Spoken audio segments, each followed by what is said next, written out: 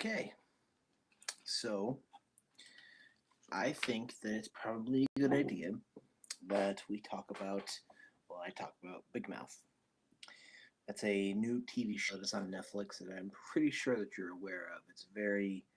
Um, it's very, I guess, popular right now, and people are watching it. And it's kind of a big deal right now. So we're gonna go ahead and talk about this shit. Well, it isn't shit. It's kind of a show that you love and hate. You either love or you hate.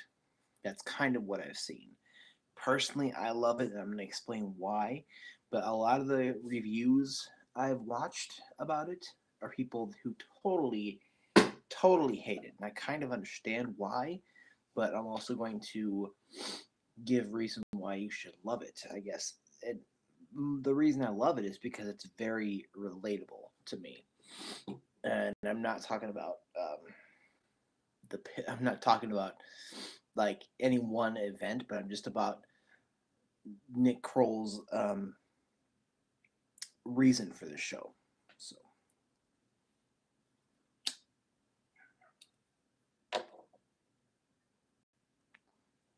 so Nick Kroll is the creator, one of the creators of the show, and it's a show that is supposed to be a very funny show that is supposed to bring the reality of puberty to life.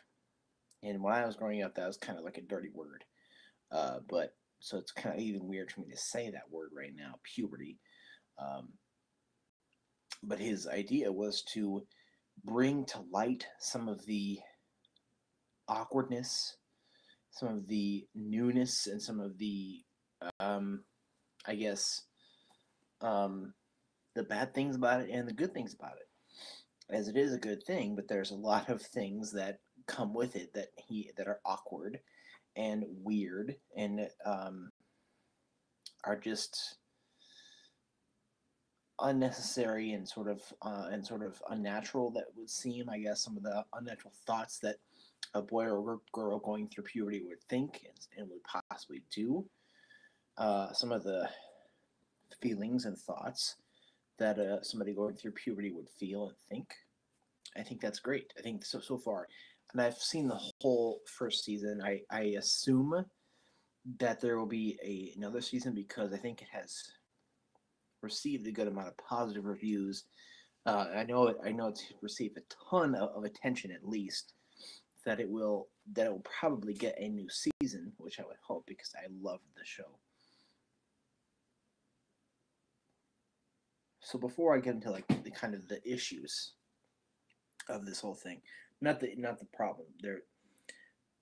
I wouldn't say that there are too many problems because this whole thing is an instance of shock humor, and what that is that is a kind of humor that makes you laugh because it's shocking. It's uh, you're like, wow, ha ha ha. That's you're laughing because wow, that's something that is funny, but that it's almost weirds you out a little bit, but that it still makes you laugh. It's not off-putting enough. It's not off-putting enough that it won't make you laugh. So you have two main characters, I would say. One is Andrew, who is the Jewish boy that is currently going through puberty. The other one is Jesse, is the girl that is going through puberty. And you also have Nick. I think Nick is the one who is very good friends with Andrew, but he hasn't really gotten there yet. He doesn't really have he hasn't really started the puberty thing yet. Towards the end of the series, he does a teeny tiny bit. Started like very very little. Um,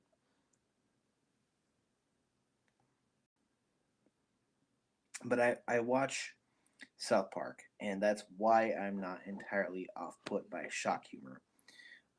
South Park is a lot of shock humor. Um, it's a lot of things that are probably not good things. Like it's a lot of things that you probably shouldn't say. It's a lot of things that are sort of politically incorrect, but Big Mouth is mostly shock humor, but it has a good reason. It has a good I guess has a good um, purpose. I think, and it's I think it's definitely for adults. Maybe for it's, I think it would be for teenagers too. But because when I was a teenager, I was watching rated R movies, so this show wouldn't have been a big deal to me. Other than the fact that it has a lot of shock humor in it, and that still would have had the same effect on me. But same same effect on me as it does now as a 27-year-old person, because it talks about you know things that you know as a 15, 16-year-old person about sex and stuff like that. But it's one thing that people hate about it is that it's very confined around sex. It's a it's a it's focused on that one thing of sex. It's focused around what happens to you when you go through puberty, and it's focused around these two things which are called hormone monsters that Andrew and Jesse come to have. And I love the hormone monsters. Andrew's hormone monster is voiced by Nick Kroll, and I love that guy. He's fucking hilarious. He's just really is very very funny.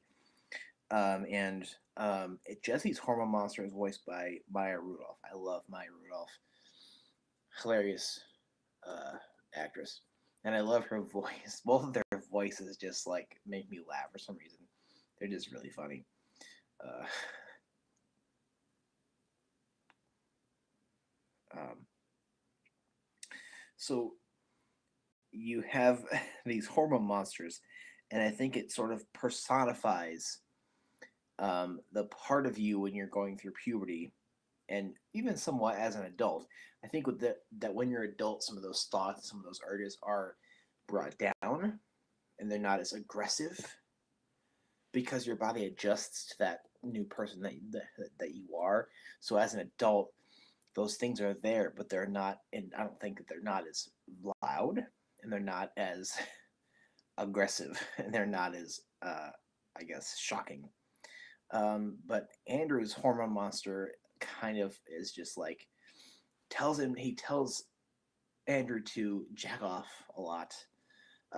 Like the beginning of the series, he'll come out of the closet. He'll be like, "It's that time. It's that time." Even makes him do that when he's staying at his friend Nick's house, right when he's next to his friend Nick, who is sleeping. It's fucked up, and that's just the way it is. Um, he he kind of guides Nick in a certain way that probably isn't quite advisable, which is and it kind of personifies the those new thoughts, those new urges, those new uh, there's new those new things that come to you when you're starting to go through that part of your life. And I as a person, if the hormone monster Maury was Andrews was a person, he wouldn't be a very good person. But that's just personifying that one part of you that when you're going through puberty, and even as an adult, that one part of you that when you don't that where you don't act on those things all the time. Even though the hormone monster, there's still those things in you that are saying those things. I love how this show personifies those things. That's very very cool. While Jesse's hormone monster is it personifies. I mean, this is of the woman, and I don't understand the woman as much as I understand the man's hormone monster. But I also do understand the woman's hormone monster because it does. I can relate to that because growing up, um, I lived with women. I lived with my mom and two sisters, and my dad. He was in the picture, but I did not see him all the time. I did not live with him because my mom and dad were divorced most of my life growing up. So I lived with women. My mom and at the time, my younger sister wasn't she wasn't very old, but my sister who was a year or so younger than me, and my mother. This hormone monster this girl's hormone monster I can relate to because it kind of makes me. I relate to it because Jesse's hormone monster says, freak out on your mother. It says freak out on this person. It says go totally fucking ballistic on people who wrong you, and I can understand it. I guess I can understand. Um, I don't understand a woman. Any man who says he understands women is deluded. But you know, I what I from what I recall, just my mother and my sister having erratic reactions towards things. And this is every woman. This isn't just my family. This is every single woman. In puberty and even as an adult woman, they have erratic reactions towards things. They are Women in general are somewhat erratic in their reactions towards things, and not always logical. And that's probably not a good thing. Not a good thing to say, but they are more in touch with their emotions, and they're more in touch with how they feel, and they act on what they feel. And that isn't bad, but just sometimes when you're a man who's trying to just do the right thing all the time, and a man who is always just trying to make their way in life, having a woman who freaks out on you all the time isn't the best thing, isn't the most favorable thing, I guess. Uh, so just seeing this show, I can relate to it as a as a as a man who is now 27, but I can relate to the kid that I was when he was 14, 15, 16, 17, and even 18, living with these women and being myself who I was. Um, and also, like, so there's some shocking moments where the Mexican kid, who doesn't have a huge role in the show, but he's this Mexican kid. There's an episode where he constantly fucks his pillow, and the episode is where the episode is conscious and they have a child. The pillow and the Mexican kid are child. And I laugh constantly through it. It's because it doesn't really put me off. I can see how it might put some others off, but some of these shocking things make me laugh hysterically, but they don't really put me off. And I love Nick Kroll. I love what he's done with the show, just mainly because I can relate to it, and it does make me laugh. Um, there's one part that's kind of weird in episode 5, but other than that, it's a fantastic show. Um, you'll probably hate it. I can see how many people would hate it, but I love it. I think it's definitely worth a watch, especially if you're me who lived with women, and I see that like looking back on my life as a teenager, I can look at my mom and my sister who had that same hormone monster behind them saying, freak out on him or whatever.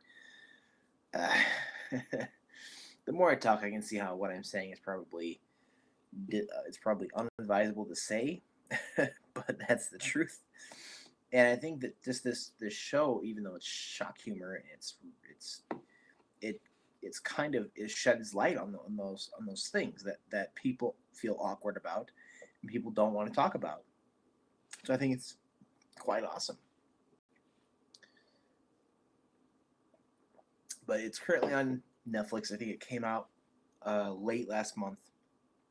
And if you've seen it, let me know your thoughts. Let me know if you've hated it or you love it or whatever. But either way, thank you for watching and have a good night.